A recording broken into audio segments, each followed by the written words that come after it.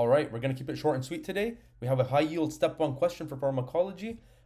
If you're going to do your step one exam, do not go without knowing this fact.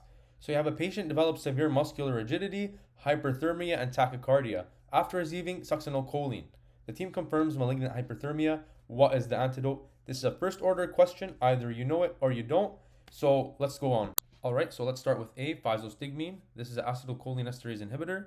It's used for things like anticholinergic toxicity. So for example, if you were to give atropine to someone or they overdose on atropine, atropine is a muscarinic antagonist.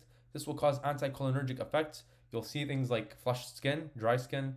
You'll see hyperthermia, tachycardia, hypertension, delusions, delirium, stuff like that. So you'd want to give physostigmine in those situations to counteract the excessive anticholinergic effects.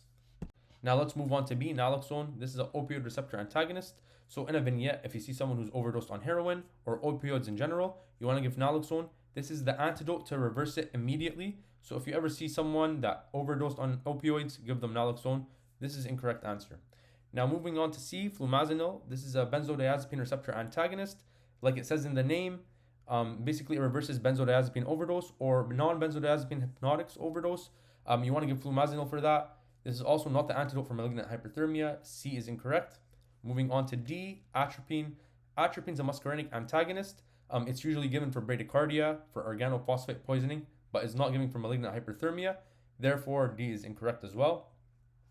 And E, dantrolene is the correct answer. So malignant hyperthermia happens in select individuals who have a mutation in a gene. When a patient is given succinylcholine, there's an increased release of calcium from their sarcoplasmic reticulums of their muscles, leading things like in the vignette, muscle rigidity, hyperthermia, and tachycardia. For that reason, you give dantrolene. The mechanism of action of dantrolene causes a blockade of calcium release from the sarcoplasmic reticulum. Therefore, it reverses all these effects, and the patient who has malignant hyperthermia will be okay. This is basically the video. If you enjoyed it, please follow our Instagram, follow our TikTok, and YouTube. Thank you so much for watching.